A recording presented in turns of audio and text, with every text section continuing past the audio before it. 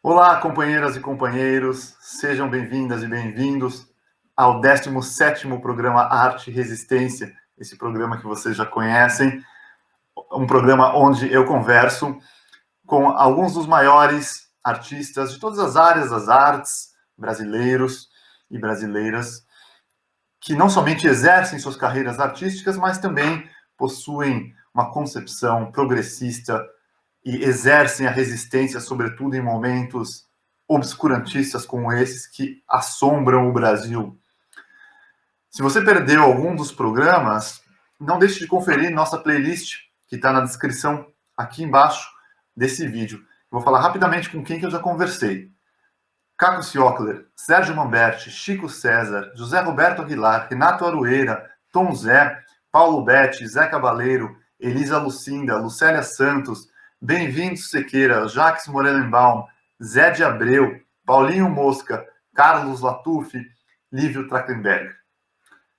Não se esqueça também de se inscrever no Instagram, também está aqui embaixo na descrição do vídeo, para você não perder os próximos programas. E hoje é um programa muito especial, vocês já verão. Antes de mais nada, como sempre, vinheta.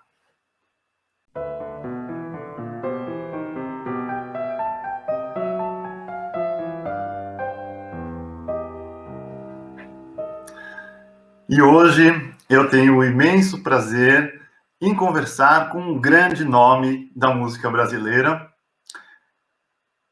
um nome que transita no rock, no pop, rock alternativo, rock progressista, rock experimental, MPB, música brega, música gospel, tem de tudo. Eu tenho o imenso prazer de conversar com alguém que eu sigo a carreira há muitos anos. Seja bem-vinda, Fernanda Takai. Oi, Jean. Obrigada, que bom. Que ótimo saber que você está acompanhando meus passos por aí. Estou sim, desde que eu era adolescente eu me lembro bem dos momentos em que os primeiros discos do Patufu surgiram e tudo mais. Depois vou dividir com você um pouquinho das minhas experiências pessoais com algumas das canções de vocês também. Mas antes de mais nada, eu preciso começar esse programa perguntando como você está, como o John está, como a filha de vocês está, no meio dessa pandemia e do obscurantismo que tomou o Brasil como um todo, né? A gente já vai aí para o nosso segundo ano em casa, de alguma forma com o conforto de ter uma casa, né, de ter um jardim para pegar um sol, para poder mexer com planta, por exemplo, que é uma salvação isso, né, o contato com a natureza. E tendo um estúdio em casa, como a gente tem também, de alguma forma a gente ainda fica produtivo, né, fica dando razão a nossa razão de ser, né? A gente é músico, compositor, cantor, então assim, a gente continua produzindo, menos assim, aos pouquinhos, mas ainda tem esse alento de exercer a profissão, embora para nós, assim, acho que a grande maioria, a graça está em ir para a estrada e encontrar as pessoas ao vivo, né? E a perspectiva do retorno, né, dos artistas à estrada é muito ruim, aqui no Brasil especialmente. Enquanto a gente vê Nova Zelândia já e a Austrália fazendo espetáculos, né, ao ar livre, com segurança, e as pessoas se vacinando ao longo do mundo, aí a gente está aqui sem muita expectativa boa, né, lutando contra um governo negacionista, assim, que a gente nunca pensou que fosse ver isso nos dias de hoje, né? Sem dúvida, mas no fim das contas, a arte nos sustenta também, né? Eu tenho certeza que, embora não seja possível ir para a estrada, fazer shows e tudo mais, ao menos existe a tecnologia de hoje que possibilita que a gente dê vazão à criatividade, né? Eu sou compositor de música erudita, né? Uhum.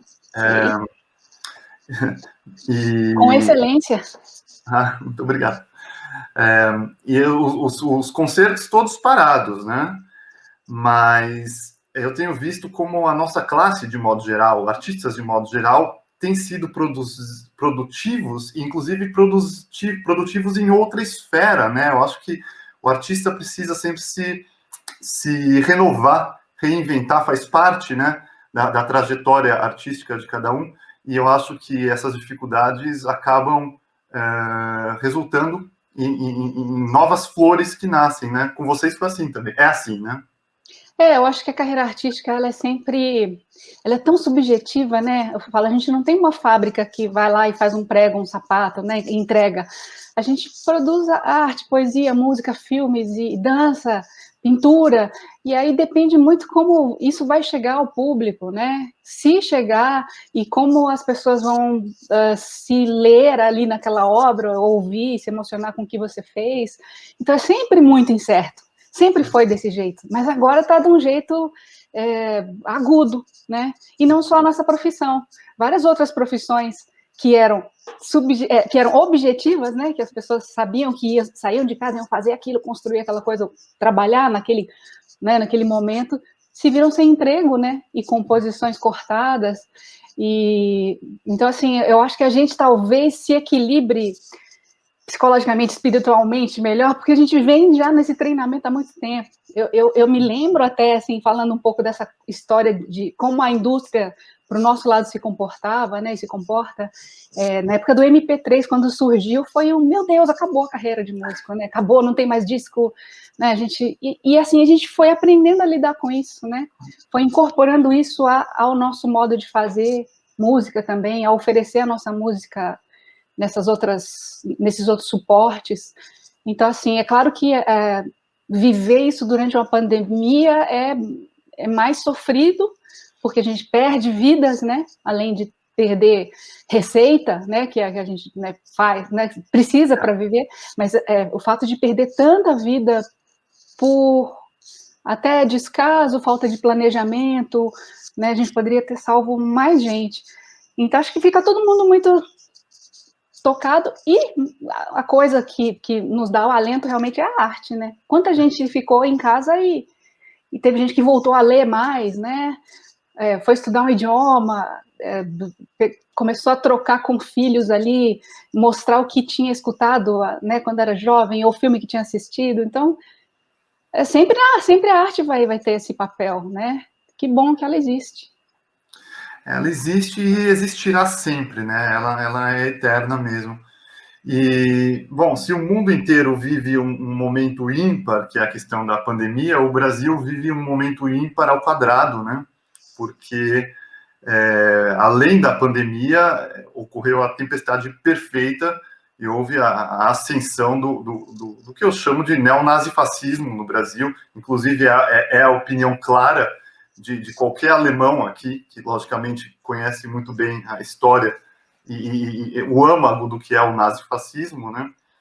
Então, a gente vê o brasileiro vivendo essas duas pandemias, né? Vamos dizer assim, sobrepostas uma à outra, né? E eu acho que a arte realmente é o que não somente pode lutar contra isso, mas a arte está registrando também tudo isso, né? E a gente vai chegar em alguns dos seus trabalhos que eu vejo bem isso. Eu fico feliz como tem artistas registrando esse período para que os nossos filhos, nossos netos, saibam do que aconteceu, né? Faz parte da função da arte, né? Faz sim, eu acho que ao longo do tempo, até a gente aprendeu a encontrar, sabe, essa dose de como colocar a arte de uma forma que ela não se torne repelente também, né? Porque é muito importante a gente falar sobre alguns assuntos, mas sempre buscando, já assim, acho que a gente tem uma certa diplomacia, sabe? Assim, pelo menos no trabalho do Patofu e do meu, a gente tenta chegar em todos os assuntos de uma forma suave, convidando a pessoa, mesmo que tenha um ponto de vista completamente diferente do meu, a vir pensar comigo, né? Eu não quero sair, eu já sei que a pessoa pensa diferente, mas então eu não quero sair chutando porta. Eu quero chamar, vem, escuta essa música, olha o que eu estou falando, depois veja aquele outro, olha aquela publicação, vamos pensar junto. Acho que o que está faltando muito aqui é isso, assim, esse momento de tá bom, vamos dar uma chance ao diálogo. E acho que as pessoas que são inteligentes e têm discernimento acabam corrigindo um pouco o rumo. Agora, claro que tem uma parcela que não vai nem querer. Já não ouvi, não gostei e não quero saber, né? E a gente tem que lutar contra isso. E por isso que a arte, quando pudesse colocar, e a gente puder colocar na arte alguns recados e trazer todo mundo, mesmo quem não é da nossa turma, para essa reflexão, a gente tem como fazer. A gente vem fazendo, assim, aos poucos. Sem dúvida. Eu acho que existem diversos tipos de abordagem, né? E cada artista possui o seu, mas todos trabalham pela mesma, em nome da mesma função que a arte pode exercer de maneira infindável, inclusive, que é o poder transformador, né, do próximo, daquele que se coloca em contato com a arte, né? Então, se a gente puder realmente encostar no próximo ser humano e de alguma forma trazer alguma informação ou alguma consciência que não existia, acho que é assim que a gente pode mudar as coisas aos poucos, né? Sabendo também que tem gente que abraçou aquilo, né, e não vai mudar também, como a gente viu nos Estados Unidos, né? Com o Trump perdeu depois, mas foi difícil. Muita gente manteve-se, mesmo depois de 4 anos horrendos, né? Isso é bom para a gente ficar sempre atento, quantas vezes a gente imaginou, isso não vai acontecer, né? Essa pessoa não vai vencer, não vai ganhar. E quando isso acontece e ela vem com o suporte de outras pessoas, mesmo que porventura, né, mude o status político, assim, daqui a pouco, mas essas pessoas estão aí, e os valores delas são antagônicos aos nossos, ao da coletividade, a do acolhimento, né? Então, a diversidade. Então, humanismo, né? Exatamente, a gente tem que ficar muito atento, desde que isso aconteceu dessa forma, como foi, com tanta gente em lugar de poder e fazendo coisas erradas, né? Desconstruindo tudo, assim, que foi feito durante algum tempo. Então, a gente precisa ficar sempre atento e se colocar. Esse silêncio, assim, de, não quero falar, eu prefiro não me manifestar, deu nisso, né, eu acho. O silencioso em épocas horrendas como essa é cúmplice, né? Essa é a verdade. Uhum. Né? Você sabe que, só para encerrar essa questão da política por enquanto, aqui na Alemanha o pessoal me pergunta muito, né, quando sabe que eu sou do Brasil e tal, como pode acontecer isso no Brasil, né? Esse cara não vem se mostrando desde sempre, não é que ele enganou o povo, né? Ele sempre se mostrou, né, quem ele era, ele sempre falou as maiores atrocidades, as coisas mais esdrúxulas e absurdas e ofensivas nos últimos 20 anos, né? Como que aconteceu isso, né? Inclusive, uma pessoa me falou uma coisa que me marcou muito, ele falou, um senhor alemão, né? Ele falou assim, vocês não aprenderam com a gente, né? Vocês não viram o que aconteceu com a gente, né, na Alemanha? Né? O que nossos avós fizeram, ou bisavós fizeram. E aí eu falei para ele, eu acho que o ser humano não aprende dessa forma, infelizmente, né? Eu acho que o grande choque, assim, para todo mundo, que a história da Alemanha, por exemplo, foi muito bem documentada, né? Sobre todas as formas da arte, e os alemães são muito atentos a isso, né? Ainda bem. Mas o que surpreende a gente é a gente não reconhecer a quantidade de brasileiros que tem essa postura, que foi vencedora, né, nas últimas eleições. É incrível, e gente, algumas vezes, perto de nós, que afloraram de uma forma completamente negativa, assim, né? Então, isso foi surpreendente, eu acho que esse susto que a gente levou e de não reconhecer amigos, irmãos, né, professores, sei lá, gente que estava aí em posições importantes na nossa vida, e de repente, médicos, né, falar a quantidade de médicos que você fica, poxa, mas você não é médico, você não deve ser a favor da ciência. Mas eu acredito que há uma mudança vindo, sim, tem que vir, né? Não é possível, não tem como, não tem mais fundo do poço, eu acho. A gente está numa situação limite. Sem dúvida. A gente vai ter que sair disso e vai ter que aprender, de fato. Eu até escrevi um artigo recentemente aqui no Brasil 247, que eu falo sobre isso, que é o Brasil entra em uma nova ordem social, basicamente, né? Porque é duro dizer isso, mas aquele espírito de alegria do brasileiro alegre, que era uma coisa que a gente cresceu com isso, né? O brasileiro tem dificuldade, mas está sempre alegre, é sempre muito amigo, não sei o quê. Isso ficou para trás, né? É uma espécie de rompimento, de morte, e a gente vai ter que, a sociedade brasileira vai ter que renascer, né? Certamente, nossa. Fernanda Takai nasceu em Serra do Navio, em 1971, Amapá, né? Isso. Cantora, compositora, escritora, mais de 30 anos de carreira, 19 discos, foi o que eu contei, pelo menos, tanto com o Patufu, quanto em carreira solo, e um dos nomes eternos da música popular brasileira, e como eu falei na introdução, de maneira muito multi-estilística, né? Você transita em diversos gêneros e acho que isso foi sempre uma das características da sua obra, né? Eu queria saber, inicialmente, a que você acredita essa abertura e esse desejo de transitar por tantos gêneros da música?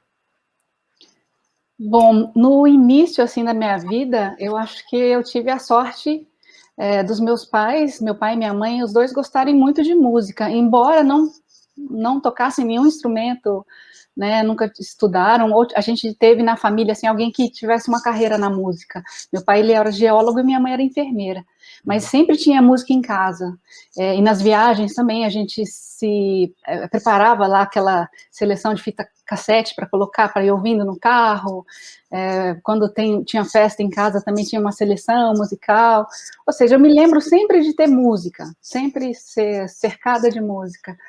E eu acho que pelo fato de eu ser ali de 71 e crescer nesse Brasil, onde o rádio foi muito importante na distribuição assim, de tudo quanto é tipo de música, principalmente rádio AM.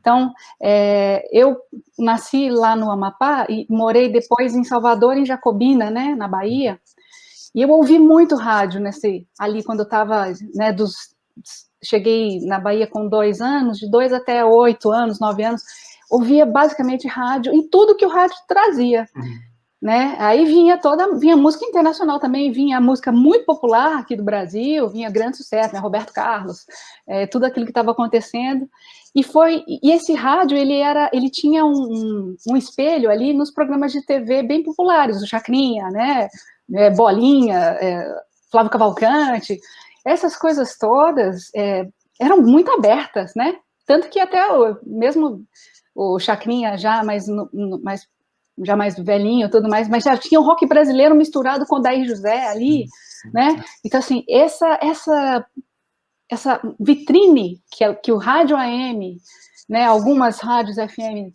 fizeram isso também, e a TV, que é bem popular brasileira, quando abria espaço para a música numa forma mais ampla, só fez o bem.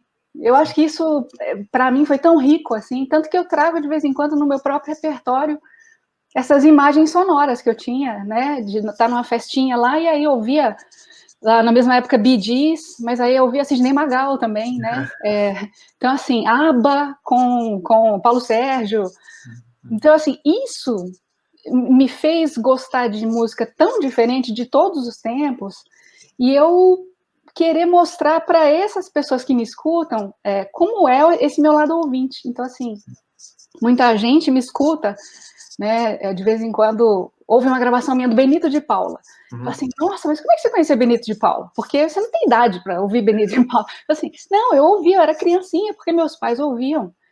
E eu recuperando esse repertório em casa, canções maravilhosas, uma figura que fez tanto sucesso nos anos 70, tocando samba ao piano, né, que é um instrumento, o pessoal fala, não, samba é violão, né, pandeiro, cavaquinho, no piano, maravilhoso, incrível, um jeito muito particular. Eu quero que as pessoas saibam que eu gosto de Benito de Paula, aí vou gravar um Benito de Paula.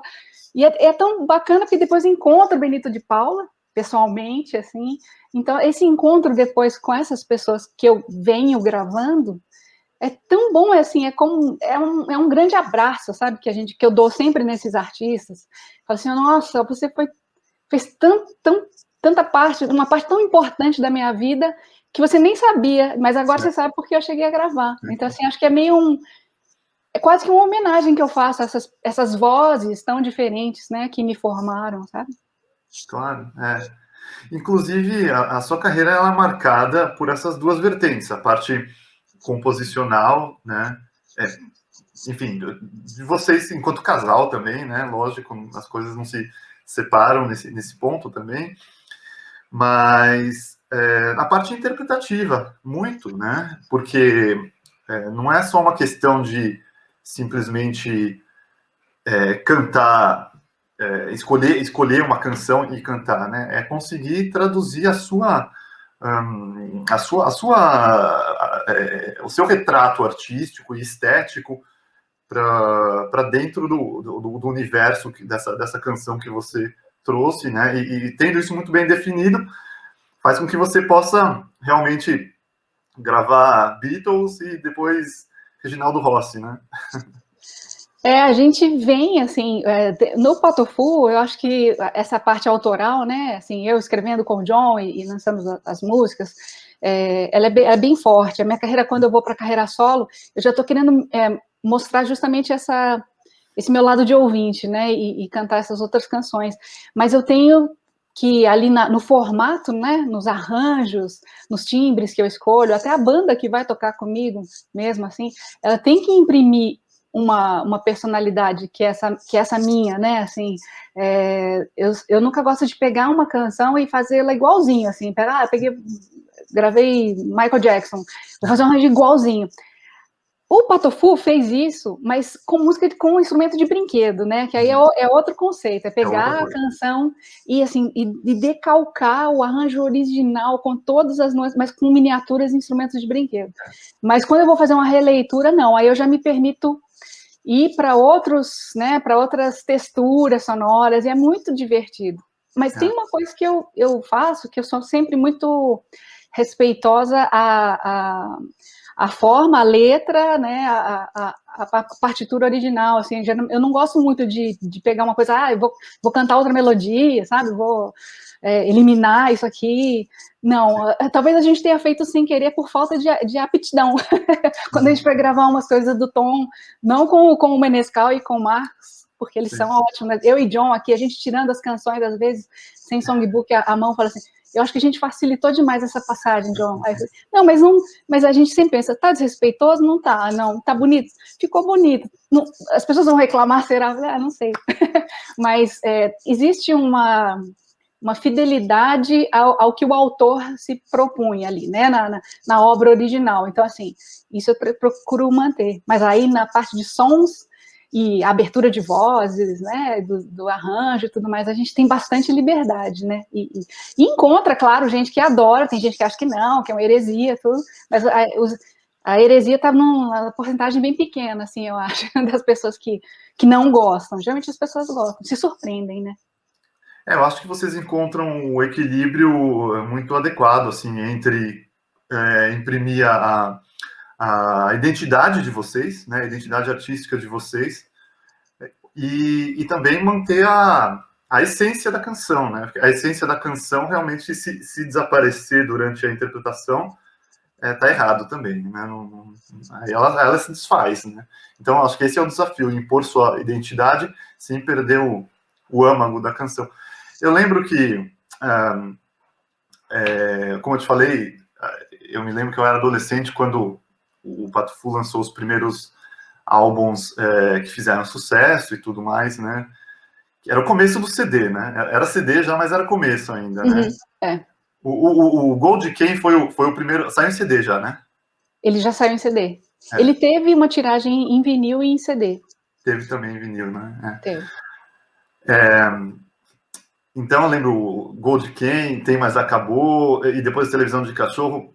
Esses três, já eu enquanto adolescente, assim, tentando descobrir o mundo, já fazia as conexões, assim, e rapidamente fiz uma conexão entre vocês e Mutantes, né, que eu acho que é uma coisa, de certa forma, assim, até óbvia, né, por um lado, pela parte experimental, assim, pelo como vocês abordam, e, por outro lado, na parte de outras canções cover, eu lembro que eu fiquei bastante impactado quando vocês fizeram o cover do Legião, do Eu Sei, né?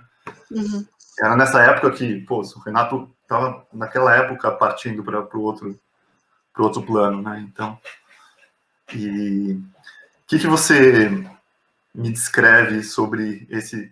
Putz, vai fazer quase 30 anos já, né? E especificamente, assim, eu lembro muito bem quando saiu Pinga, e a gente falou, nossa, mas essa banda é realmente diferente das outras, tem uma sonoridade diferente, e o que vocês faziam, e logicamente o clipe era muito forte na época, né? A MTV era muito forte. Então, o clipe também marcou muito, eu fui reassistir ele esses dias.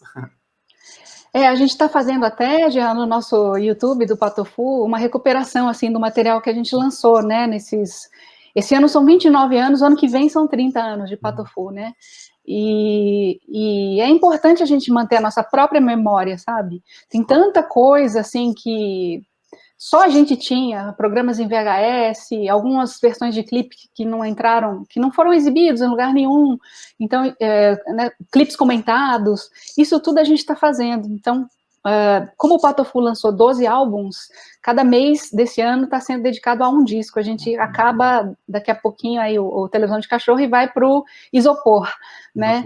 E aí tem tem até áudios que a gente tem lançado ao vivo, de shows que foram emblemáticos, versões ao vivo subindo para as plataformas digitais, e tirando da gente essas coisas que ficavam aqui, né, no nosso baúzinho, assim, deixando para as pessoas que gostam, e quem sabe até tem um público que é novo, por conta do próprio Música de Brinquedo, né, crianças que conheceram o Patofu ali no Música de Brinquedo, e que hoje são adolescentes e que querem conhecer mais da banda, e tem esse material vasto aí para pesquisar, né, e o nosso público já, que acompanha há tanto tempo, que sente saudade, que gosta de ver, a gente mesmo fica nessas viagens, fala que você entra na internet e vai pesquisando vídeo de artista que a gente gosta, né, você deve fazer isso também, você começa a ver outro, e descobre um clipe de uma música que você amava quando era jovem, nunca tinha visto o videoclipe que não passava aqui, aí você vai ver o clipe, aí vê a versão ao vivo, né, então isso é muito mágico, é muito gostoso poder fazer isso, e só faz sentido se todo mundo puder ver, né, então assim, a gente ficava brincando, John, não vai esperar a gente morrer para um dia alguém chegar aqui, fazer um inventário e descobrir essas coisas, vamos botar, vamos divulgar e fazer as pessoas felizes agora, né? Não, e até cuidar dessa própria qualidade. A gente mesmo escolhe o que está mais legal, né, para mostrar. Tem muita coisa, mas não precisa botar tudo. A gente pega as melhores coisas de cada fase. Então, assim, o Patofu teve essas fases todas aí ao longo da carreira. No início era difícil você ler uma matéria que não falasse do Patofu e não citasse os Mutantes, né? Embora talvez o John, de todos nós, o John, acho que ele ouviu mais Mutantes do que eu, porque eu, nesse meu ouvido pop aí, de rádio e tudo, eu ouvi muito mais a Rita, muito mais a Rita Lee, assim, eu ouvi a Rita Lee, sabia tudo, de todos os discos, assim, assistia show dela. O Mutantes para mim veio, porque muita gente falava, olha, o Patofu tem cara de Mutantes. Eu conhecia Mutantes já, mas quanto mais as pessoas falavam, eu ia lá buscar material para ver, falei assim, nossa, faz sentido mesmo, tem a ver, era um trio, né? Mas vem muito, talvez, dessa mistura que deu, do John ter escutado numa época quando ele era mais jovem, eu ter escutado a Rita, e quando a gente formou um trio com o álibi para fazer todo tipo de música que o Patofu fala que tem, né? A gente tem álibi para fazer qualquer estilo de música, desde que seja bom, desde que a gente fique feliz com isso, não é porque fazer aleatoriamente, tem um critério de qualidade, de cuidado, né, assim, mas, e aí a gente vem, durante essa carreira toda, passando por momentos, às vezes mais eletrônicos, outros menos, dependendo de quem entra, né, na banda, porque o Pato Fu era um trio, aí entrou um baterista, a gente já ganhou uma outra pegada e uma possibilidade de, né, de gravação e de apresentação diferente. Então, a gente vem sofrendo, num bom sentido, com os anos, né, essas mudanças todas que passaram, que tem, né, passado por nós. Faz parte do desenvolvimento da banda, né? Toda banda tem seu desenvolvimento. E também as parcerias que vocês fizeram, né? Eu acho que quando, por exemplo, quando o André Abujanra participa de alguns álbuns no começo, né? Tem a cara dele, né? Tem o dedo dele lá, né? Ele que é um cara assim bastante marcante, né? Então, poxa, o André, primeiro a gente se encontrou porque o Karnak tinha lançado quase que na mesma época do Gold Ken, eles lançaram o primeiro álbum deles, sim, né? E a gente era muito fã desse disco. A gente ouvia, eu mandei mensagem, acho que até fax na época, porque a internet era tão iniciante ali, e falando com o André, falei, André, esse disco é maravilhoso, a gente quer te conhecer, não sei o quê. E a gente se conheceu, o John já conhecia o André dos Mulheres Negras, né, mas a gente se conheceu pessoalmente nessas festas da MTV, né, que tinha, a gente morando em BH ia para São Paulo, e aí numa dessas festas ele falou, André, a gente gosta tanto, tanto, tanto de você não quer produzir um disco do Pato Fu? Foi aí que a gente convidou o André para produzir o Tem Mas Acabou. E desde então, sempre, vez ou outra, estamos fazendo uma coisinha juntos. Ele e John fizeram um disco, o Absusok, que fizeram a distância, sei lá, durante 15 anos e terminaram agora na pandemia, porque eles falaram, poxa, tem que terminar esse disco que começou há 15 anos, vamos terminar nessa pandemia e terminaram, lançaram. Então é meio que um irmão, né? Karnak e Pato Fu foram bandas irmãs sempre.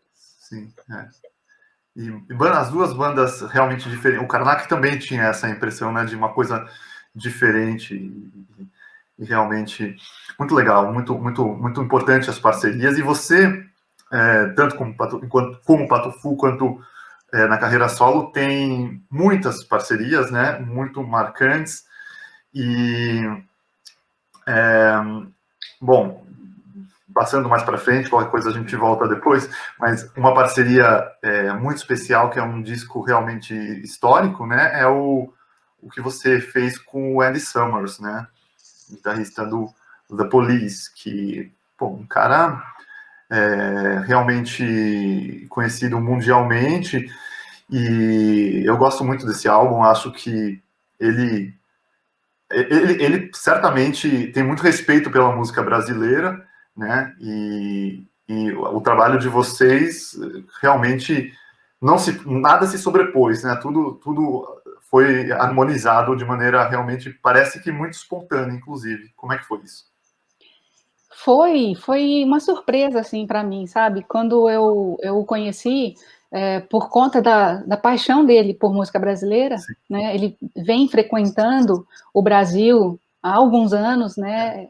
E o Menescal é guru dele, né?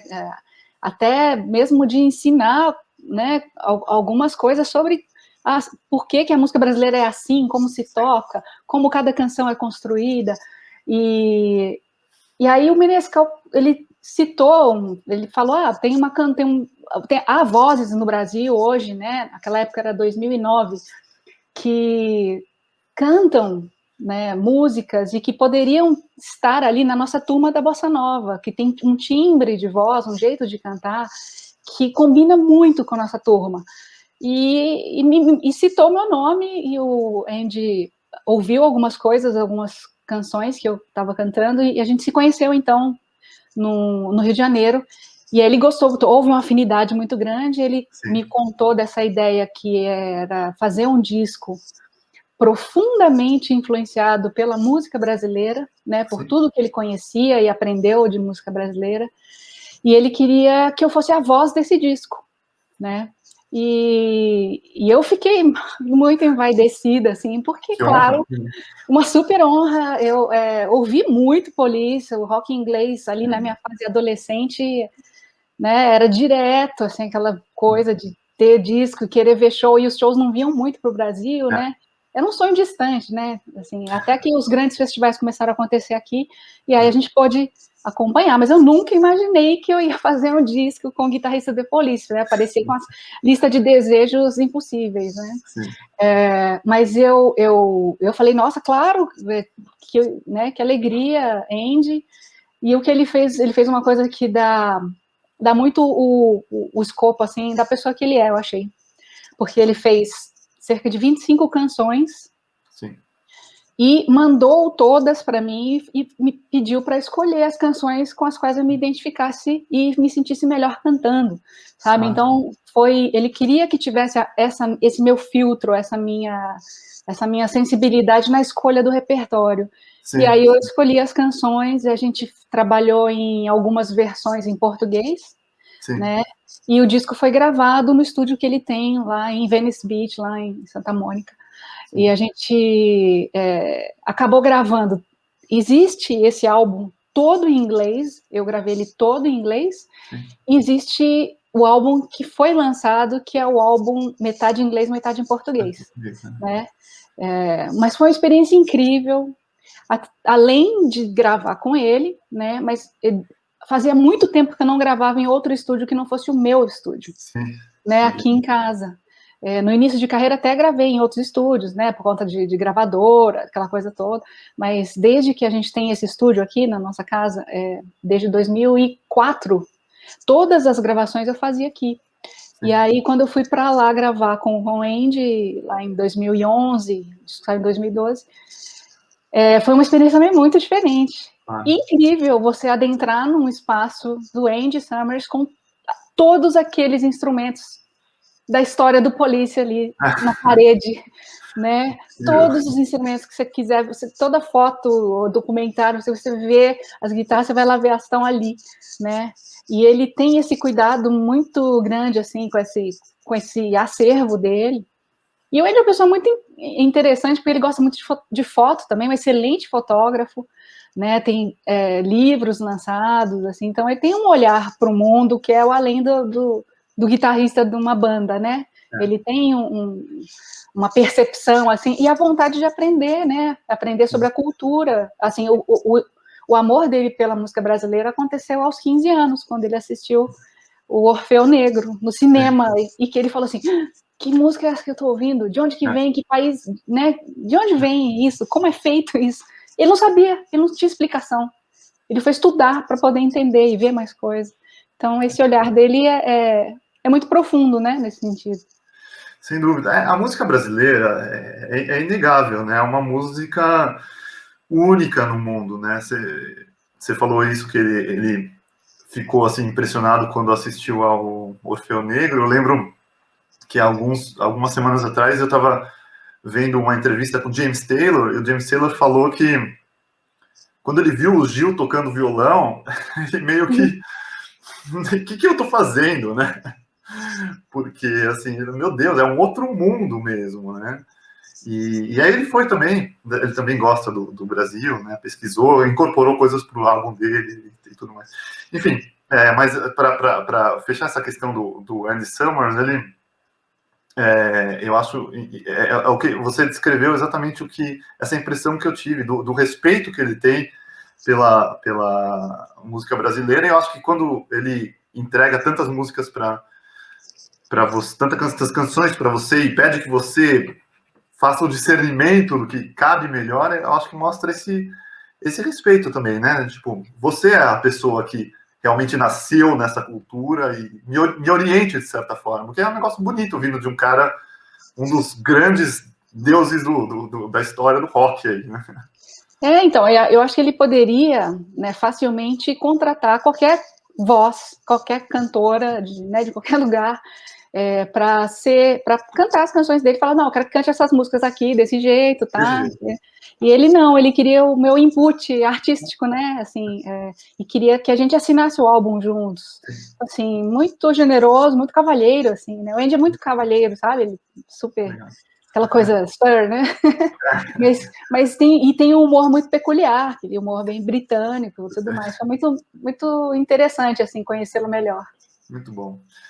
Fernanda, rapidamente, deixa eu só te perguntar, curiosidade minha mesmo, quais eram as, sei lá, algumas, diga-me, 3 cantoras que eram as suas, os seus exemplos, as suas maiores admirações no seu desenvolvimento para se tornar cantora?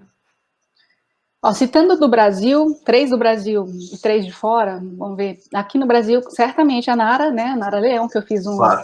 um álbum dedicado a ela, Rita e a Clara Nunes. A Claro. Clara Nunes, eu sinto um encantamento muito grande pelo jeito dela cantar, assim, não, a gente não canta igual de jeito nenhum, assim, eu nem sei cantar, né, assim, sei cantar as músicas da Clara, para mim mesmo, assim, mas eu acho ela uma figura muito representativa do canto brasileiro, originalmente brasileiro, forte e com uma cor inexplicável. Então, assim, a Rita, porque a Rita é um fenômeno que faz canções incríveis e que tem uma presença de palco, né, impressionante, tem uma doçura e ao mesmo tempo ela consegue, quando precisa falar assim de igual para igual, sabe?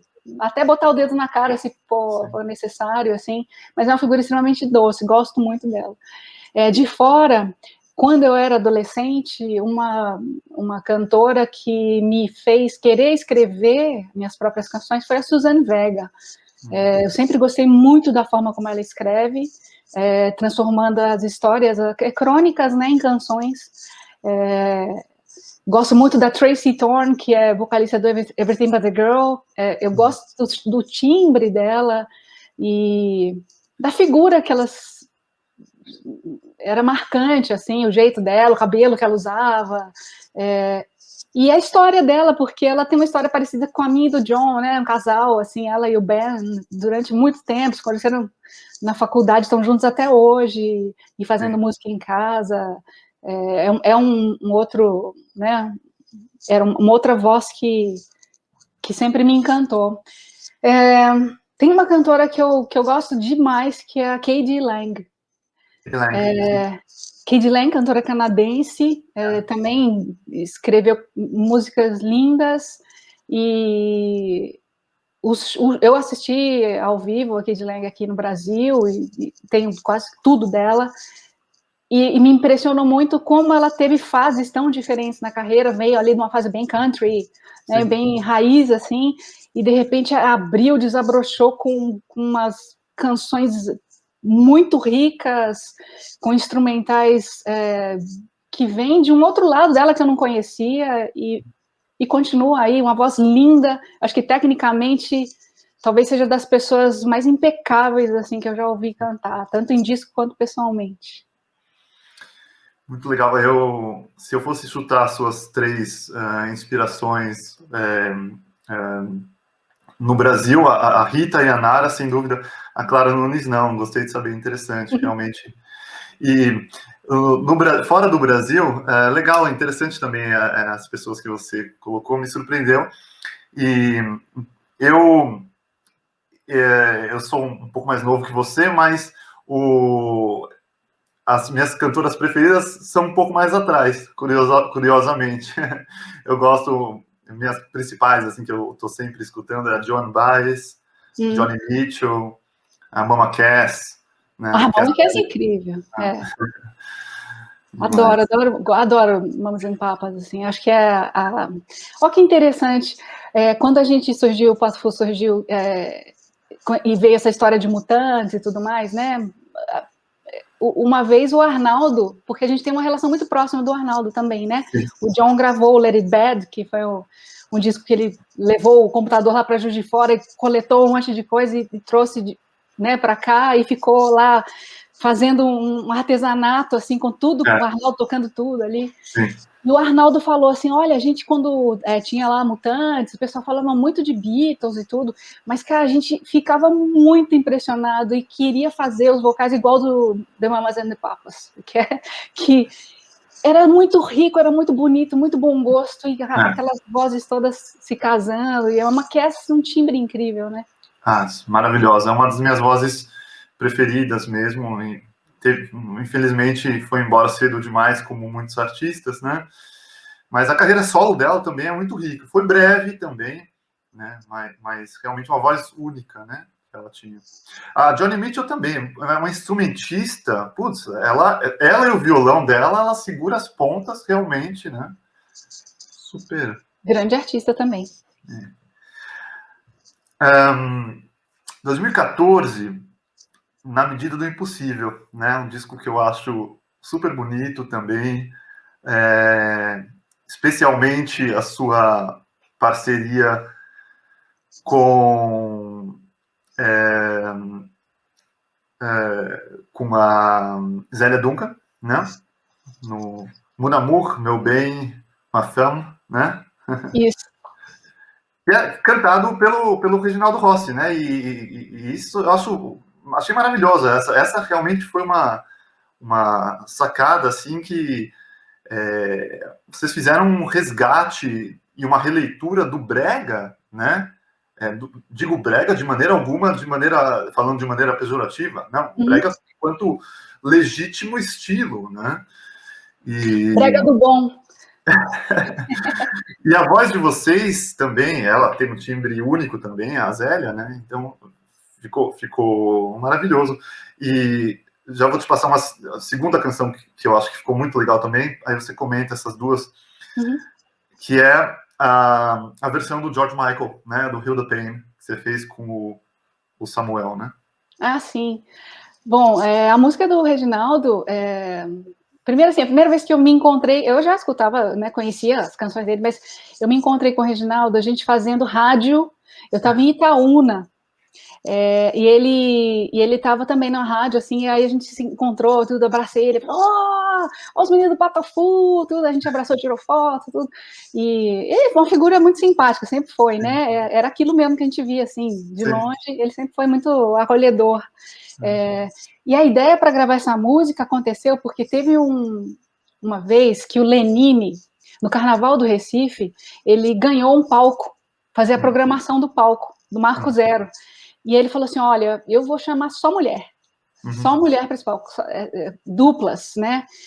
E eu e Zélia somos muito amigas, assim, há muito tempo, a gente se adora. E eu falei, Zélia, nós vamos lá cantar junto, lá no Marco Zero, a gente pode escolher qualquer música, mas eu acho que o povo vai ficar louco se a gente cantasse uma música do Reginaldo Rossi, né? Ali na terra, lá.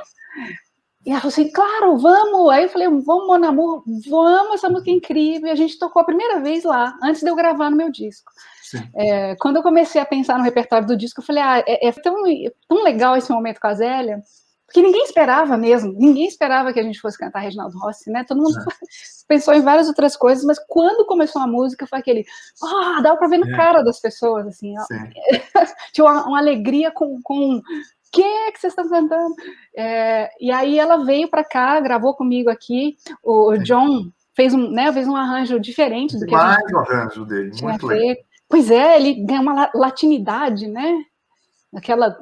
Uma guitarrada latinidade, assim. E colocou Edith Piaf no meio ainda, né? Pois claro, porque tem que ter, né? Faz parte da história dessa música.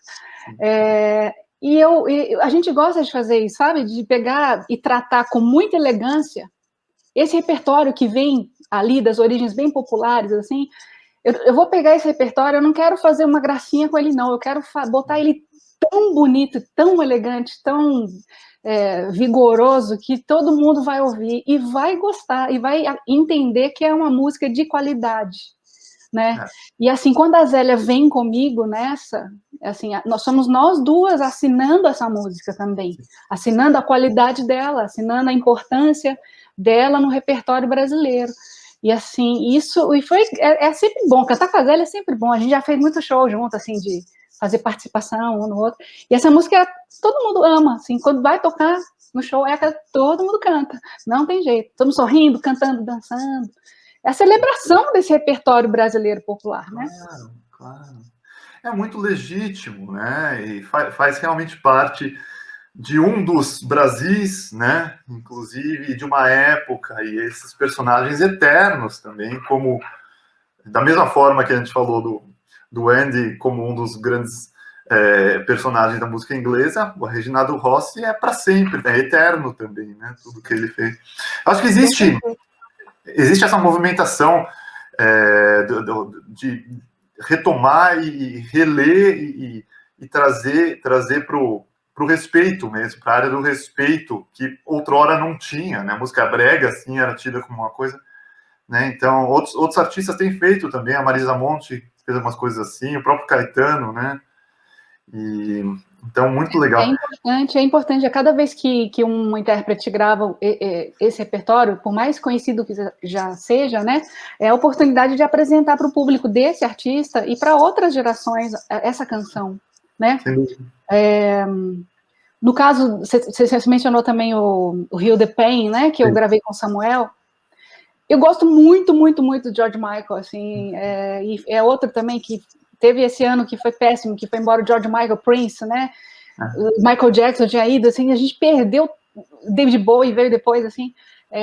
Foi tanta gente que fez parte, assim, da nossa vida, né? Que as músicas que a gente ouvia e ia viajar era trilha de, né? Trilha de vida.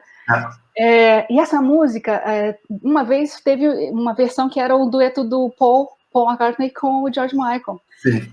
E eu ouvi numa rádio aqui em Belo Horizonte, eu falei, gente, essa música já era perfeita, agora o Paul com o George Michael junto.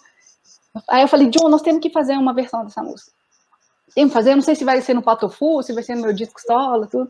E aí acabou que eu estava gravando disco solo e eu falei, John, vamos aí. O John que escreveu a versão. Dela. E o Samuel é um cara que mora aqui, na mesma cidade que eu, a gente já fez show junto, por aí, tudo, mas a gente nunca tinha gravado junto, né? Sim. E ao contrário do que muita gente pensa, porque nunca gravou junto é porque não combina, né? Eles não gostam, não é só, sabe aquela coisa, vai passando o tempo, vai passando, quando você vê, nossa, eu nunca gravei com o Samuel. E aí eu falei, Samuel, vamos acabar com isso, vem aqui, vou te mostrar uma música, mandei para ele, adora a música também, adorou. Vamos fazer essa dupla comigo, acho que vai ser legal pra gente. Esse disco mesmo, Na Medida do Impossível, o baixista é o PJ, baixista do Jota Quest. O Glauco vinha do Tia Anastácia, né, que era outra banda. O Glauco agora toca com a gente, que eu toco no Patofu, mas é meio que eu reuni essa nossa geração, ali dos anos 90, né, aqui de Belo Horizonte, que tá nativa aí até hoje, mas que faltava essa sinalização. Falei, gente, olha só, a gente não faz o mesmo tipo de música, mas, né, quando a gente se junta, dá coisa boa, viu? Vai dar para fazer coisas muito legais. Então, às vezes uma forma de sinalizar isso também para as pessoas de uma forma mais clara, né? Esses convites, sabe? Assim, existe uma afinidade, eu adoro, acho que o Samuel tem uma voz ímpar também, acho que ninguém tem uma voz como ele, isso é muito importante, né, para uma banda ter esse sinal, né, tão forte assim, essa assinatura vocal. E acho que é uma das músicas mais executadas, minha e dele. Se você for olhar no nosso histórico, assim, talvez seja essa faixa. E essa canção, ela é realmente uma simbiose Titãs e Patofu, assim, né? Quando a gente começa a ouvir, dá para ouvir os dois também, né? As duas bandas, afinal, logicamente, vocês são a frente da banda enquanto os vocalistas, e a simbiose extremamente harmoniosa e celebrando um dos grandes nomes da música mundial também, né? Skank, né? Skank e Patofu. Acho que você falou Titãs. Falei Titãs, desculpa. Skank e Patofu. Né, na hora que ele começa assim e se une, eu falei, nossa, que bonito, assim, ficou realmente. E legal que justamente virou um triângulo mesmo, né? Vocês dois se unindo em simbiose harmônica, mas ao mesmo tempo homenageando, né, um grande nome eterno também, e com talvez uma das mais bonitas canções dele, né? E a versão em português, ela é bem fiel, sabe? A letra em inglês, né? É uma coisa que a gente quis fazer, porque a letra é muito bonita em inglês. Sim. Então, assim, algumas vezes, aqui no Brasil, a gente tem, né? Tem grandes versões e tudo mais, mas algumas vezes as versões não tem nada a ver com a música, Difícil, né? Aí essa a gente conseguiu manter ali a sensação, né, da música. Verdade. Muito bom. Bom, ano passado, esse álbum, que é um dos álbuns um dos álbuns mais profundos, acho que vocês fizeram, por causa também das conjunturas, né, que é o Será Que Você Vai Acreditar, né, que é um álbum só esse título, assim, já é um título muito, muito bonito e ao mesmo tempo triste, né? Por causa da realidade, e vocês abordam de uma maneira muito clara, objetiva, sutil, educada, mas objetiva, um dos símbolos mais, sei lá, mais absurdos, né, do da nossa contemporaneidade, que é a questão da Terra plana. Né? Verdade, verdade. Assim, inacreditável. Não sei como que as próximas gerações vão conceber isso, né? E vocês fazem isso meio que falando para a próxima geração e, logicamente, com a criança de vocês, né? Como é que surge? Qual que é a gênese desse projeto? A canção Terra Plana, ela veio antes, sabe? Ela foi feita acho que em setembro de 2018. Ah, desculpa, 2019. Bom, já estava tudo acontecendo, né? Há muito tempo. Então, a gente já vinha assim, tipo, né, essa bruma negacionista pairando sobre o nosso país, já estava acontecendo. E ela foi uma das primeiras canções que eu alinhei ali para gravar. O John tinha feito ela de presente para a Nina de aniversário. A versão que ele deu para ela é com a voz dele. Ele deu de presente a canção.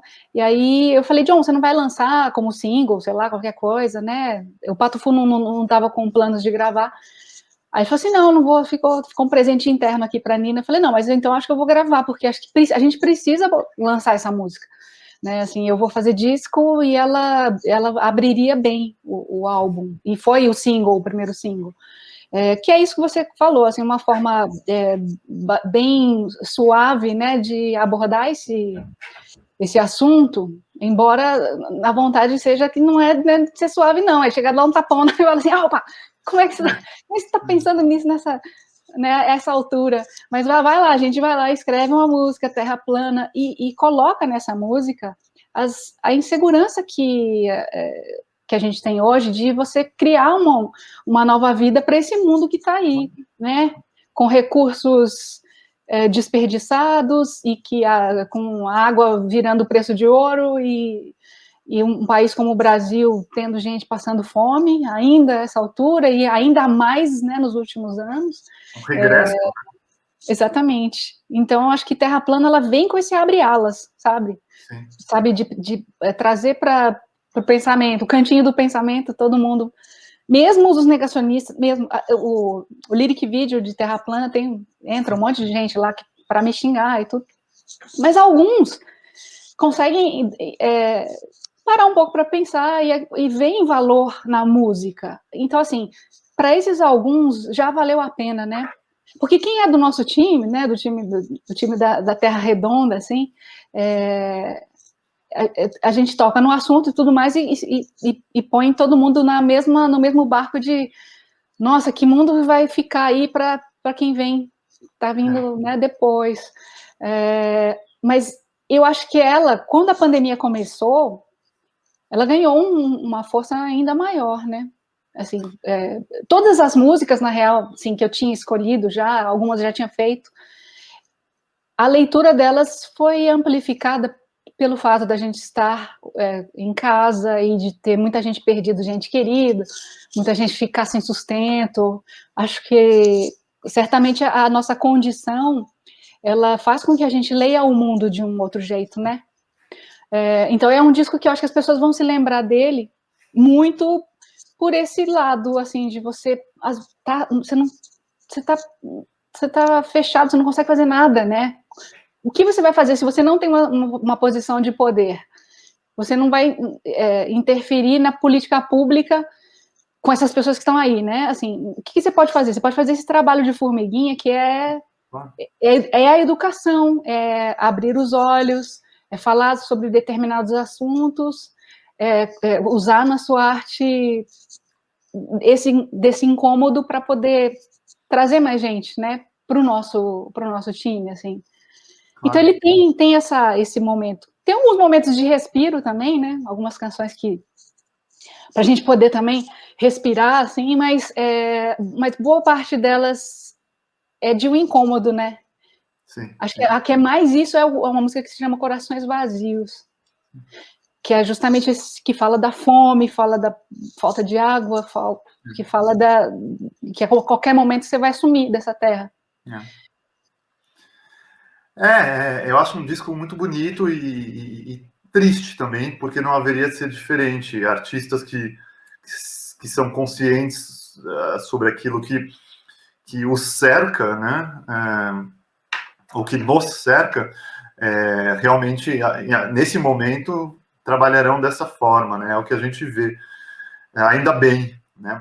E esse álbum de vocês retoma aquilo que eu falei no começo, a função também da arte documentar a nossa contemporaneidade.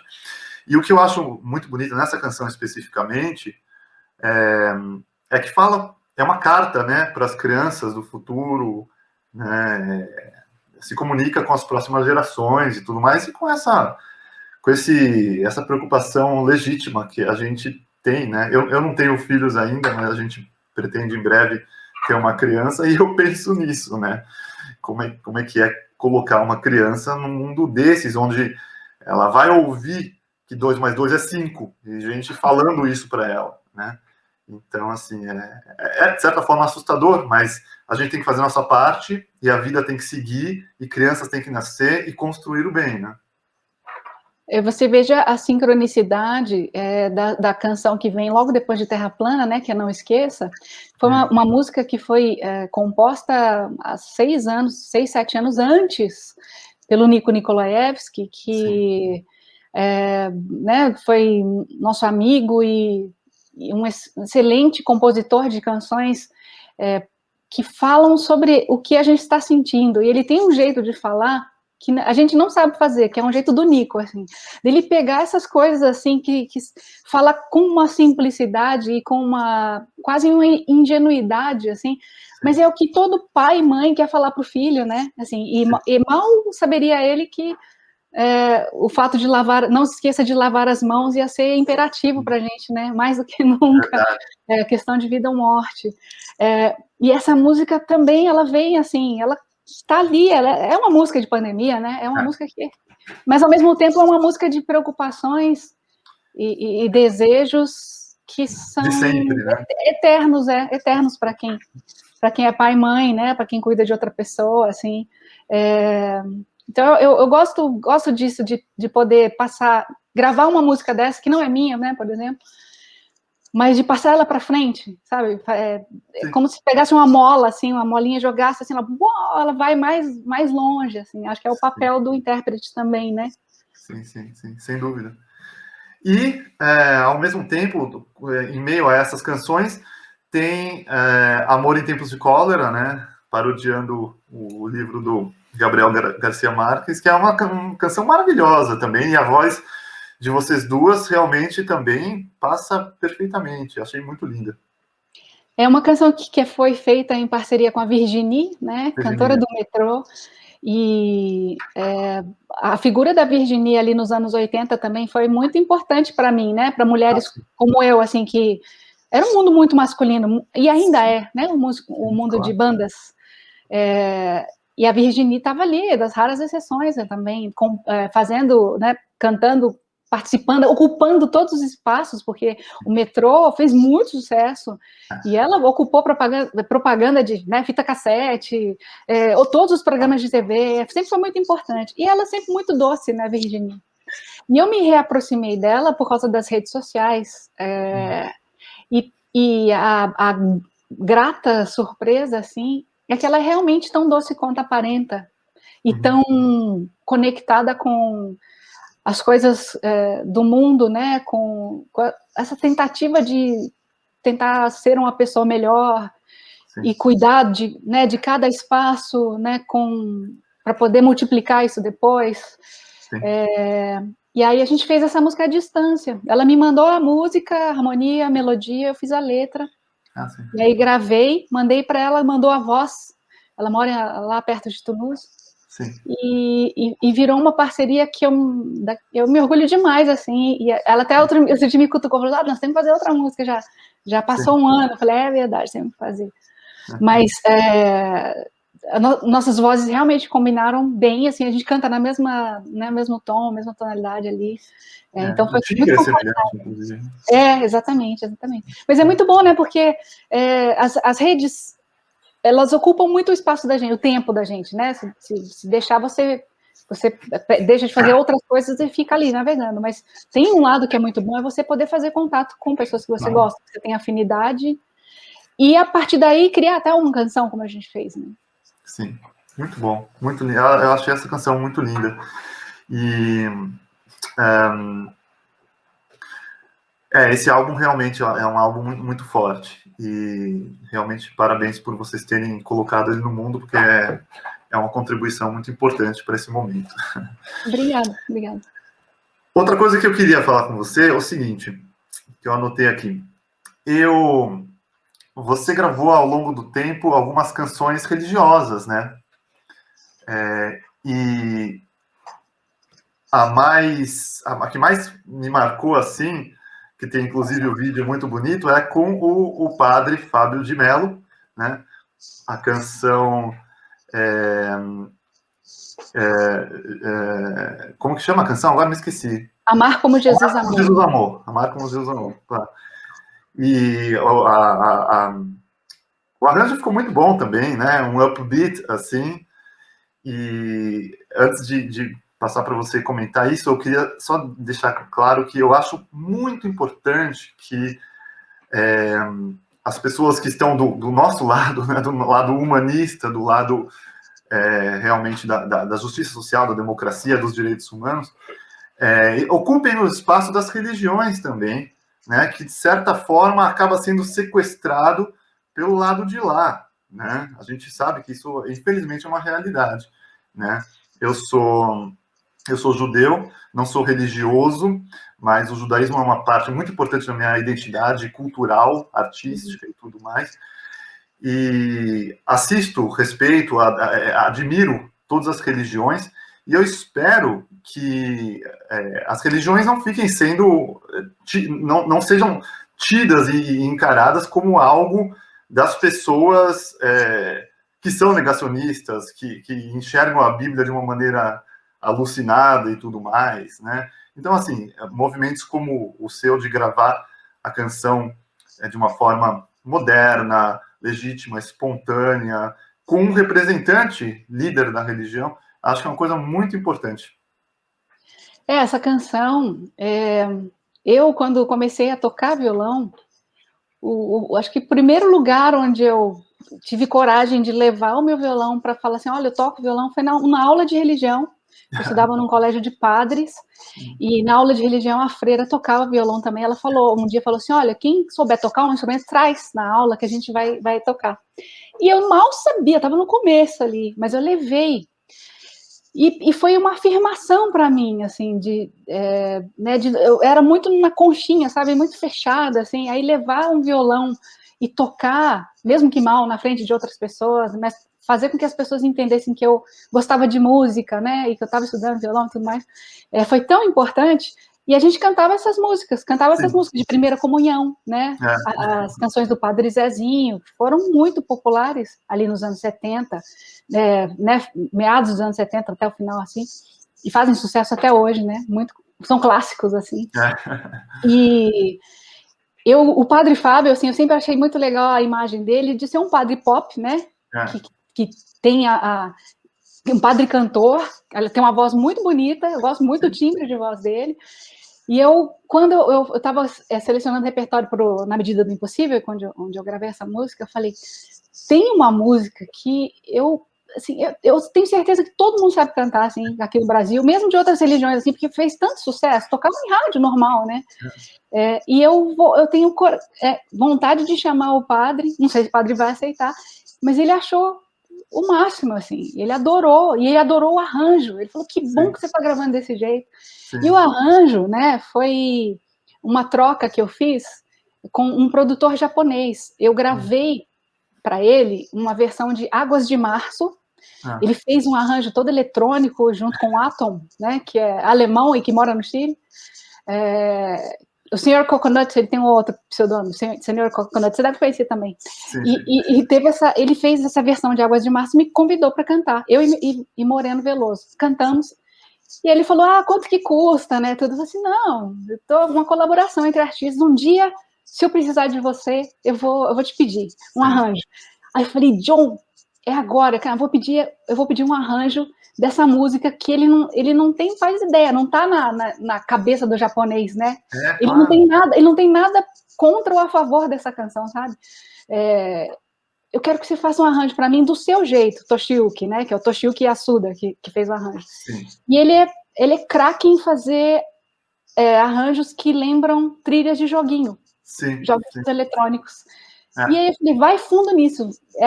Aí ele falou, sobre o que fala a música toda? Eu falei, eu contei pra ele mais ou menos. Assim, aí ele falou, não, mas pode ir, vai com pureza d'alma, assim. E aí o padre adorou também. Eu falei, que bom, porque é uma canção que é pop, a gente está atualizando um arranjo que nunca foi feito. O padre Zezinho, né, tem um papel muito importante nessa popularização das pessoas não terem vergonha de cantar sua própria religião. Porque você sai daquele momento do catecismo, né, da primeira comunhão, e você canta isso, você vai cantar. O pessoal canta no karaokê, assim.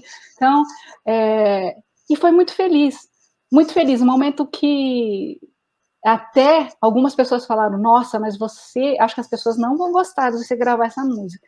Assim, gostar de quê? Porque é uma música de religião. Eu falei assim, gente, mas assim, é uma música que eu gosto, eu tenho ela na minha história, eu tenho tudo a favor de eu gravar essa música. Se as pessoas não gostarem da mensagem que essa canção passa, independente de qualquer religião, olha que mensagem mais incrível, né? Que figura bacana que é Jesus, né? Aí o mundo tá perdido. Se eu não puder gravar essa música por medo do que as pessoas vão pensar de mim, eu falei, não, eu vou gravar, assim como eu não posso ter medo de gravar o Reginaldo Rossi, não posso ter medo de gravar o Michael Jackson, né? Então, assim, essa foi e acho que talvez tenha sido a música mais polêmica que eu já gravei, que algumas pessoas falaram, não, essa música não tem nada a ver, não sei, mas pouquíssimas pessoas, só pessoas muito radicais. E eu tinha gravado, Jean, você tem razão, eu tinha feito uma trilha sonora para o Ronaldo Fraga, do Cordeiro de Deus, que era uma trilha só de canções religiosas, uma escolha que o Ronaldo fez, porque tinha um diálogo ali com os presos, né, como eles se apegam às religiões quando eles estão confinados ali presos, e a gente juntou isso numa trilha que virou, item de colecionador, ela nem tem nas plataformas, nem nada, mas existe um disco que foi feito para o Corpo Cidadão, que é uma ONG que a gente apoia aqui. Não, eu acho foi muito importante, é muito importante ter esse material, porque eu friso, não podemos deixar que não é uma realidade que as religiões estão sempre do lado errado ou do lado extremista e fundamentalista, né? Existe uma tendência no nosso meio, eu que atuo muito dentro da esquerda, tem esse problema. Às vezes, dentro da esquerda, alguém fala alguma coisa de religião, as pessoas têm um treco, assim, que isso, não sei o quê, sabe? E não é verdade. Isso não, inclusive, isso é uma ignorância histórica, porque quem conhece, por exemplo, a história da fundação do PT, sabe o quanto a Igreja Católica ajudou na fundação do PT. O Lula fala isso abertamente. Ele ia no meio da ditadura, na cidade do interior do Nordeste, a polícia queria prender ele só por ele falar. Quem ajudava ele era um padre progressista de uma igrejinha pequena, né? Então, claro, né? E o próprio o PT tinha em sua fundação um núcleo judaico também, né? De judeus que se uniram dentro do PT e ajudaram a fundação. Então, assim, a religião, assim como qualquer outra coisa, pode e será usada para o bem e para o mal, né? A gente não pode perder o direito de cantar sobre Jesus, sobre Moisés, sobre Buda, sobre Maomé, por causa dos extremistas, né? E a mensagem da canção é muito linda e precisa ser falada, e tem gente que fala o nome de Jesus e precisa aprender realmente qual que é a mensagem, né? Exatamente. Parece perdido, né? Então, a gente tem que resgatar isso. Sem dúvida. Tem um amigo teólogo que fala assim, eu não acredito que eu vivi para ver pessoas falando em Jesus e fazendo arminha com a mão. E existe, né? Estampando camiseta, né? Praticamente. Fernanda, me fale sobre os seus livros. Você tem 4 livros, não sei se o pessoal da TV 247 sabe, mas são 2 livros mais para adultos, né? E 2 mais para público infantil, é por aí, né? Dois são coletâneas, né, de contos e crônicas, que são fruto de uma coluna que eu tive durante 6 anos no Estado de Minas e no Correio Brasiliense, 2 jornais. Eles são para público adulto, mas na realidade, assim, eu acho que durante a escrita das minhas colunas, assim, eu percebi que muitas crônicas elas eram usadas em sala de aula, assim, para o público mais novo, porque a crônica faz esse papel, né, de ser aquele momento de fazer você gostar de ler, né, de se chegar por um texto mais curto, né, que vai pegar alguma coisa ali do seu cotidiano, colocar você dentro ali da história também um pouco. Então, eu recebia muito e-mail de professores e alunos falando assim, oi, minha professora mostrou seu texto aqui. Então, assim, eu via que tinha um público muito novo também que me lia ali. Mas era muito amplo. Os leitores de jornal, né, tem todo tipo. Tem gente que nem sabia que eu cantava, sim. Tem gente que era super fã, e tinha gente que não gostava da minha voz, mas gostava dos meus textos. Então, assim, era bem interessante. E eu fiz 2 livros para o público mais infantil, e foi uma surpresa esse desdobramento, assim, dessa minha atividade, porque eu sempre gostei de ler, mas eu nunca achava que eu ia escrever, assim, com fluência, né, com essa coisa de toda semana entregar um texto, e foram, né, toda semana durante 6 anos, então eu tinha muita coisa, eu produzi muita coisa, e foi importante para mim, abrir uma nova frente, né, uma outra forma de comunicar com as pessoas, e eu só parei essa minha atividade, assim, de escrever toda semana, porque realmente eu estava escrevendo mais do que fazendo música. Foi uma época que eu estava super ocupada, o Patofu fazendo ali, acho que era a primeira música de brinquedo, eu com minha carreira solo, que estava indo muito bem também, muitas viagens, a gente fazendo uma semana uma turnê, outra, e aí o que eu tinha de tempo era para escrever e fazer, né, a vida na estrada não é só ir a fazer o show, né, você tem as entrevistas, né, tinha que ir à rádio, chegava encontro com fãs, aquela coisa toda. Então eu falei assim, gente, estou sem tempo para fazer música, tô escrevendo, eu pedi para sair ao meu editor, ao João Paulo Cunha, na época, ele até escreveu a abertura do meu livro, do segundo livro de crônicas. Falei, olha, eu vou sair porque eu preciso, eu acho que ainda a minha maior carreira claro, na música, e eu preciso voltar a escrever. Aí eu escrevi e fiz na medida do impossível. Eu tinha que parar para poder organizar essa outra coisa. E escrevi outras coisas com outras pessoas também, né? Foi uma época que eu fiz umas outras parcerias. Então foi legal, assim. E certamente, assim, é uma porta que se abriu. Talvez no futuro eu vá escrever mais, né? Não tenho nenhum plano imediato agora, não, mas é uma habilidade que eu nem sabia que eu poderia fazer, assim, né, de uma forma quase boa, digamos. Eu não tive a oportunidade de ver os livros, espero poder tê-los em algum momento. Eu acho, sobretudo, livros infantis, uma literatura riquíssima, né? E eu vi o clipe, o trailer, né, do O Cabelo da Menina, né? Inclusive, nesse você casa a música também, né? Como é que vai ser isso? É verdade, nesse ela tem uma trilha, tem um tema, né? Porque ele foi criado inicialmente como um livro eletrônico.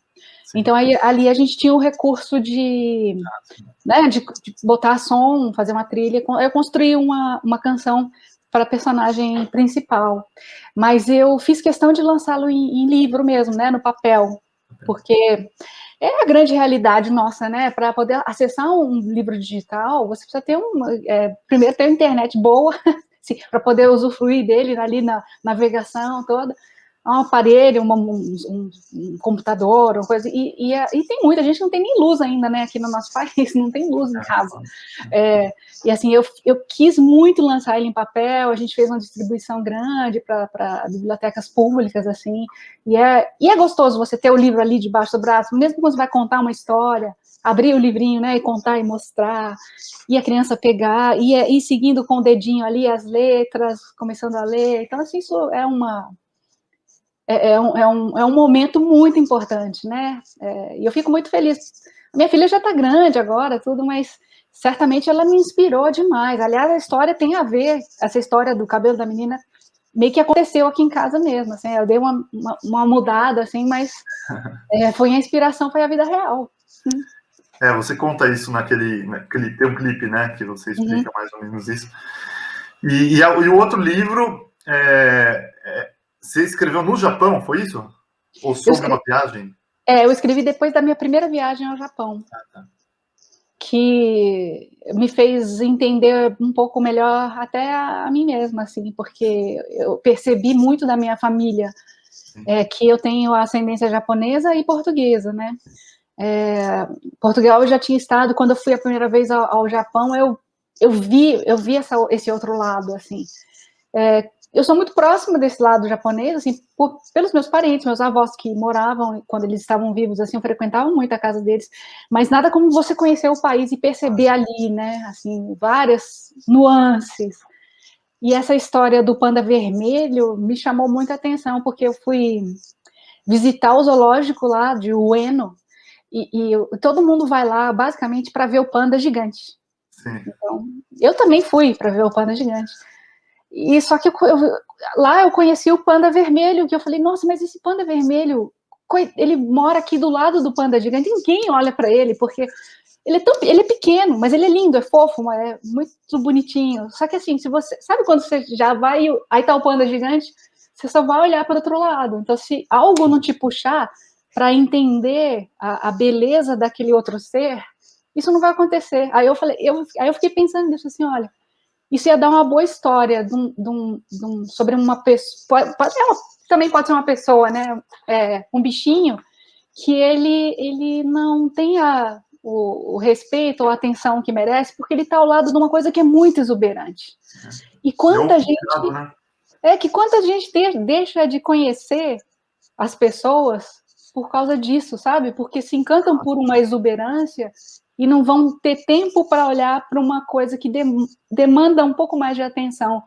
E aí eu achei que tinha muito a ver com esse meu descobrimento ali da raiz, né, no Japão. E aí eu chamei uma ilustradora que é do Recife, mas mora em Londres, a Teresa Rowe, e ela fez um trabalho muito bonito. Muito bonito, adorei a reflexão, e esse tipo de mensagem em livros infantis eu acho essencial também, né? E conseguir passar isso de uma maneira didática, palatável, mas ao mesmo tempo com a seriedade que merece. Afinal, é uma questão social, né? Isso que você colocou. Isso mesmo. É a tentativa sempre. Legal. Fernanda, o papo está muito bom. Agradeço muito a tua presença no nosso programa. Tenho certeza que a gente poderia conversar por muito mais tempo também, mas eu não quero tirar muito do seu tempo. E espero que você tenha gostado do nosso papo. Nossa, nós falamos sobre tanta coisa, né? Pegamos bastante assuntos diferentes aí. Que bom, adorei. Sem dúvida, fico feliz. Mas, antes de terminarmos, não podemos deixar de fazer nosso último quadro, que é um quadro onde nós lemos poemas, né? Sim. Acho que você escolheu um poema para a gente também, né? Escolhi. Tá bom. Eu também escolhi. Bom, esse já é o programa número 17. Agora está começando a ficar difícil a escolha dos poetas, porque eu não quero repetir. Os 10 primeiros programas eu fiz só poetisas, só mulheres. Agora eu estou fazendo homens, e dessa vez eu escolhi um poema do Paulo Leminski. Muito bem escolhido. Poeta curitibano, um dos principais poetas brasileiros do século XX. E eu vou ler primeiro o meu, tá bom? Aí depois você lê o seu. Tá ótimo. Bom, o amigo do 247, que talvez não conheça, o Paulo Leminski, a obra dele é imensa, né? E com diversas facetas também, é um poeta muito rico, poeta que trabalhou diversas estéticas na poesia também, vale a pena procurá-lo. Então eu estava um pouco incerto sobre o que eu ia ler dele, mas decidi ir por um caminho menos trivial. É o seguinte, eu vou ler uma frase que ele falou, que é uma frase muito famosa dentro da resistência como um todo, e depois vou ler o poema que ele escreve sobre ele mesmo, mas como se ele fosse outra pessoa. Vocês vão ver o que é. Bom, a frase dele é o seguinte: na luta de classes, todas as armas são boas. Pedras, noites e poemas. E o poema que ele escreve é um poema sem título, e ele escreve como se fosse outra pessoa falando dele. E vocês vão ver como que isso se relaciona uma coisa com a outra. Lembrando o contexto, ele viveu a ditadura muito de perto, né? Ele diz assim: o Paulo Leminski é um cachorro louco que deve ser morto a pau, a pedra, a fogo, a pique. Senão, é bem capaz o filho da puta de fazer chover em nosso piquenique. Boa, né? Demais. Paulo é muito bom. Praticamente já tem. Ele escreve de uma forma tão sonora, tudo, assim, que é quase uma canção já, né? Sem dúvida. Trabalha muito bem a rima, às vezes não trabalha a rima, né? Dialoga também com a turma da poesia concreta, com os irmãos Campos, Pinhatari e tudo mais, né? Ele é um cara, assim, de diversas facetas também, um dos importantes poetas aí no Brasil. E um dos importantes resistentes também, né? Sim.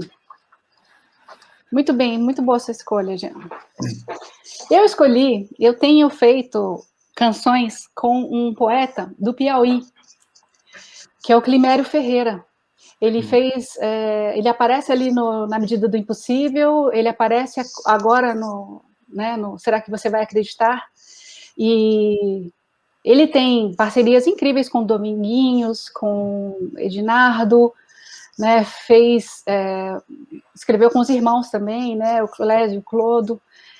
E ele me mandava uns poeminhas, assim, toda quinta-feira, no passado, e eu fui guardando, assim. Eu guardei um que cabe bem para esse momento que a gente está, que ao mesmo tempo a gente fica querendo, às vezes, ser produtivo demais, né? Falar, não, eu tenho que todo dia fazer alguma coisa, ou outros, não estou com cabeça para pensar, estou muito, né, não estou no humor. Mas aí o poema dele é A Arte de Fazer Nada. Há momentos em que não fazer nada dá um imenso trabalho. A criatura se sente desconectada, como se pensar fosse falho. Sendo assim, convém pensar que pensar já é fazer, preparando o que será antes de acontecer. Há momentos em que o melhor é fazer nada, deixar-se ficar em paz, com a alma descansada. No repouso que apraz, sendo assim, convém pensar que pensar já é ação, é poder imaginar qual a melhor opção. Lindo, muito bonito. Eu adoro o Climério, ele tem versos práticos, eu costumo dizer. São os versos do nosso dia a dia, assim. É como abrir qualquer momento que você abrir um poeminha do Climério, vai servir para a sua vida. E bonito que, embora o poema que eu li e o poema que você leu, eles estejam em áreas diferentes, ao mesmo tempo, de certa forma, eles se completam, né? Porque o Leminski fala sobre a ação com pedras, quando é necessário, mas depois ele vai para as noites e termina nos poemas. E o Climério fala da ação do nada, do pensar, né? Então, eles se complementam também, né? Verdade. Muito bom. Última pergunta. Eu li na internet rapidamente, procurando algumas coisas, que você adora cachorros, né? Cachorros, e aprendi a gostar de gatos também, porque o John, ele gostava mais de gato do que cachorros. A gente trocou esses afetos. Que bom. Você tem cachorros na sua casa? Recentemente eu perdi a Branquinha, que era a cachorrinha mais velha aqui de casa, se foi. Mas eu tinha 3 cachorros e um gato. Agora eu tô com 2 cachorros e um gato. Uhum. Mas sempre tive animais, assim, sempre gostei. Acho que é muito importante a gente tê-los por perto. Sem dúvida. Faz muito parte da nossa existência enquanto alma, né? Eu acho que eles nos ensinam muito. Quer ver o meu cachorro? Deixa eu ver se eu consigo passar. O meu gato passou aqui, uma hora aqui, ele passou aqui. Deixa eu ver se eu consigo mostrar. Peraí. Jake, olha aqui. Olha lá. Oh! Como é o nome dele? Jake. Ah, Jake. Oi, Jake. Ei, Jake, dá uma olhada aqui, ó. Tá bonita, tô vendo. Que lindo.